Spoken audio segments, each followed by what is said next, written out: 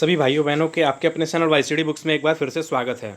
Please जो अभी तक हमारे चैनल को सब्सक्राइब नहीं किए होंगे जरूर सब्सक्राइब कर लेंगे। उसके बगल में बेल आइकन है उसे भी दबा देंगे जिससे कि नोटिफिकेशन आप लोगों के पास पहुंच जाया करेगी। देखिए मैं डेली आप लोगों के लिए करंट अफेयर्स की वीडियोस प्रोवाइड करता हूं। जितने भी मोस्ट करंट के क्वेश्चन होते हैं डेज के अंदर आप लोगों को सारे क्वेश्चन को उसके अंतर्गत कवर किए जाते हैं। मैं बता दूं कि आप लोग अगर इसकी पीडीएफ डाउनलोड करना चाहते हैं तो आप हमारे टेलीग्राम ग्रुप वाईसीटी पब्लिकेशन हमारे टेलीग्राम ग्रुप का नाम है, आपको इसका लिंक डिस्क्रिप्शन में मिल जाएगा। अब वहाँ जाकर इसकी पीडीएफ भी प्राप्त कर सकते हैं। पीडीएफ आप लोग इसलिए मैं कहता हूँ डाउनलोड कर लिया कीजिएगा क्योंकि जब आप लोग यहाँ पे वीडियो पढ़ लेते हैं तो उसके बाद से खुद से आप लोग उसको सॉल्व करने की कोशिश कीजिए।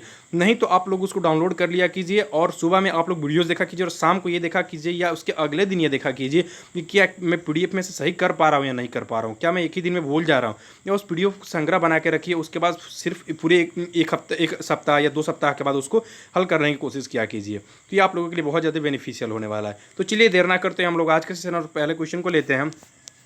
पहला क्वेश्चन क्या दिया हुआ है कि हाल ही में किसे बेल्जियम में भारत के अगले राजदूत के रूप में नियुक्त किया गया है। बहुत इंपॉर्टेंट क्वेश्चन है, पूछा जा रहा है कि बेल्जियम में भारत के अगले राजदूत के रूप में किसे नियुक्त किया गया है। तो इसका राइट आंसर क्या हो जाएगा? संतोष झा हो जाएगा। संतोष झा इसका राइट आंसर हो जाएगा।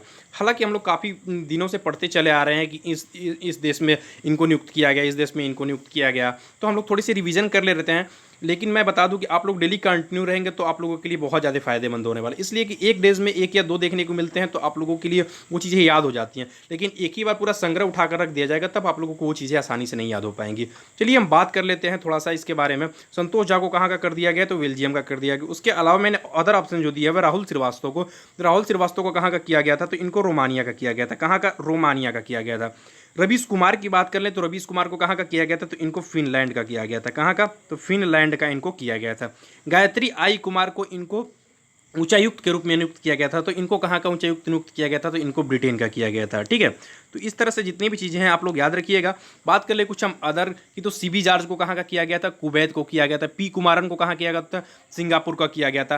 तो इस तरह से जो भी चीज़ें आप लोग चेन बनाकर याद करेंगे तो आसानी से काफ़ी ज़्यादा चीज़ें याद हो जाती हैं। तो डेली डेली कंटिन्यू रहा कीजिए। मैं बात कर रहा हूँ बेल्जियम के, तो बेल्जियम के संबंधित बेल्जियम की जो कैपिटल है वो क्या है? ब्रुसेल है। और यहाँ की करेंसी क्या है? यूरो है। और यहाँ की पीएम कौन है? तो सोफी विल्म है। कौन है? सोफी विल्म जो है यहाँ पर पीएम के पद पे बने हुए हैं। चलते हैं अगले नंबर क्वेश्चन की तरफ। अगला नंबर क्वेश्चन क्या दिया हुआ है कि हाल ही में किसने मोनाको फाउंडेशन अवार्ड 2020 जीता है? पूछा जा रहा है कि किसके द्वारा मोनाको फाउंडेशन अवार्ड 2020 जीता है।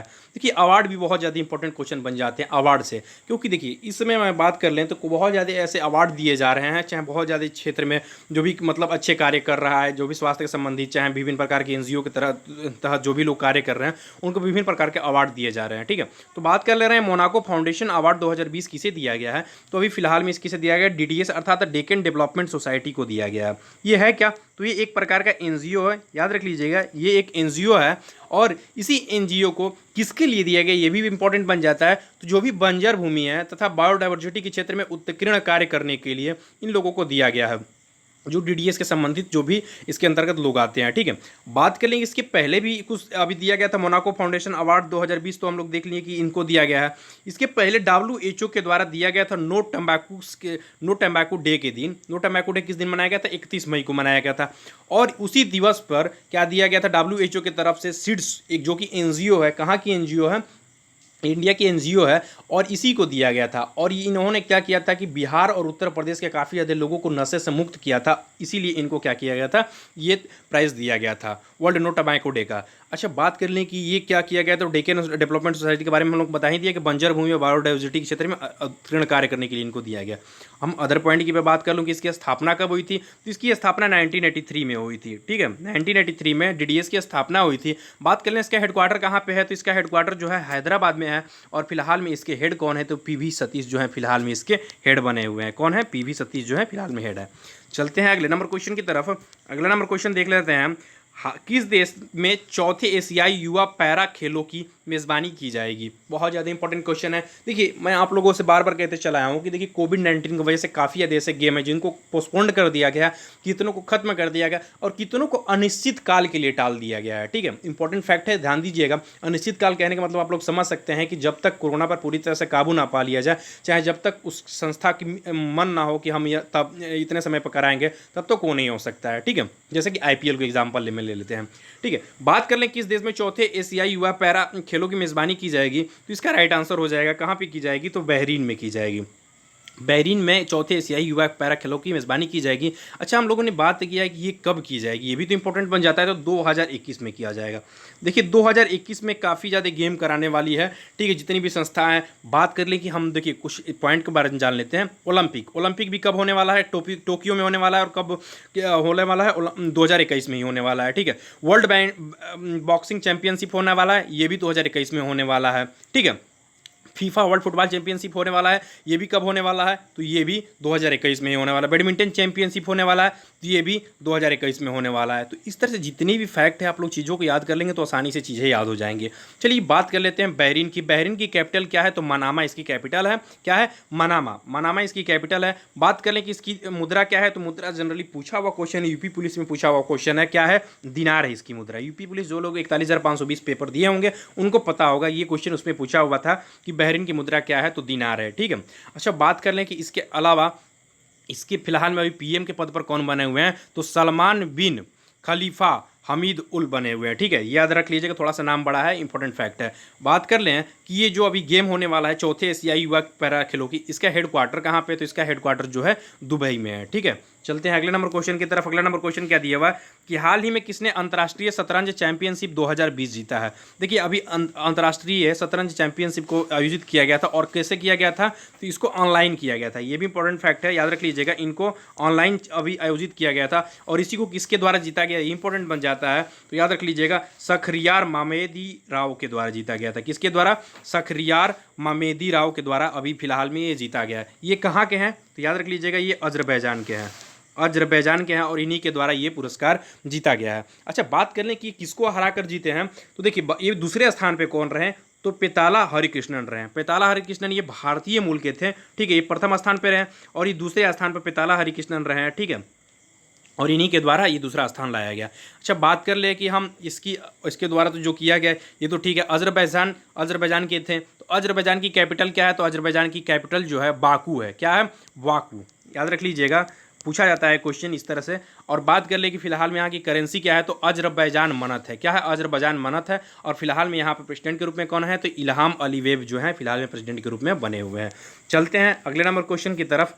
अगला नंबर क्वेश्चन दिया हुआ है कि हाल ही में मनरेगा के तहत सबसे ज़्यादा रोजगार देने वाला राज्य कौन सा बन गया है। पूछा जा रहा है कि मनरेगा के तहत सबसे ज़्यादा रोजगार देने वाला राज्य कौन बन गया। देखिए कुछ लोग क्वेश्चन पीछे पढ़े होंगे, लेकिन देखिए अभी कोई बीच में पेपर भी नहीं हुआ और तुरंत बदल भी गया। तो मैं बात इसीलिए कहता हूँ कि जब आप लोगों की जो प्रेजेंट टाइम में चीज़ें होती हैं वहीं पेपर में उस आप राइट करके आते हैं, इसलिए कि समय समय पर कुछ चीज़ें होती हैं जो बदलती रहती हैं, 2-4 महीने बदलती रहती हैं।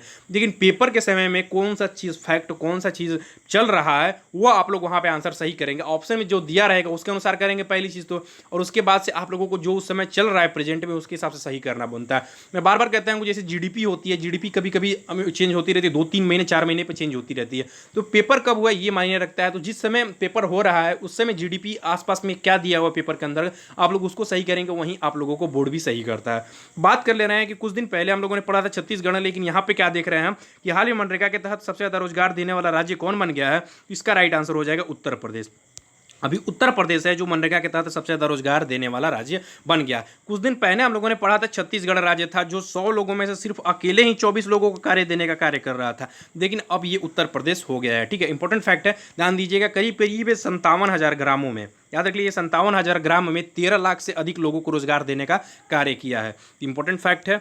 चलते हैं अगले नंबर क्वेश्चन की तरफ। अगला नंबर क्वेश्चन भी बहुत इंपॉर्टेंट है। क्या देवा कि दादा भाई नौरोजी के ऊपर लिखी गई बायोग्राफी का रिलीज किया गया है, इसके लेखक कौन है। पूछा जा रहा है कि जो दादा भाई नौरोजी के ऊपर लिखी गई पुस्तक है इसको बायोग्राफी के रिलीज किया गया है, इसके लेखक कौन है। तो इसका राइट आंसर याद रख लीजिएगा दिनकर पटेल है। कौन है, दिनकर पटेल। और इन्हीं के द्वारा क्या किया गया, अभी दादा भाई नौरोजी की जो बायोग्राफी है उनको लिखा गया। अच्छा, दादा भाई नौरोजी को कहा क्या जाता है, बहुत बार क्वेश्चन पूछा जाता है। तो grand old man of India कहा जाता है। क्या कहा जाता है, grand old man of India इनको कहा जाता है। अच्छा, ये जो पुस्तक लिखी गई है इसका नाम क्या है, तो दादा भाई नौरोजी पेन्योर ऑफ इंडियन नेशनलिज्म। क्या रखा गया है, दादा भाई नौरोजी पेन्योनियर ऑफ इंडियन नेशनलिज्म इस पुस्तक का पूरा नाम है। ठीक है, चलते हैं अगले नंबर क्वेश्चन की तरफ। अगला नंबर क्वेश्चन दिया हुआ है कि विश्व प्रतिस्पर्धा सूचकांक में भारत का स्थान क्या रहा है। बहुत इंपॉर्टेंट फैक्ट है। प्रतिस्पर्धा की बात समझ सकते हैं कि विभिन्न प्रकार के देशों की जब प्रतिस्पर्धा की तुलना की जा सकती है कि वो किस क्षेत्र में कितना आगे बढ़ रहा है, और सभी क्षेत्रों को मिलाकर यहाँ पर क्या चीज़ दिया गया है, प्रतिस्पर्धा सूचकांक दिया गया।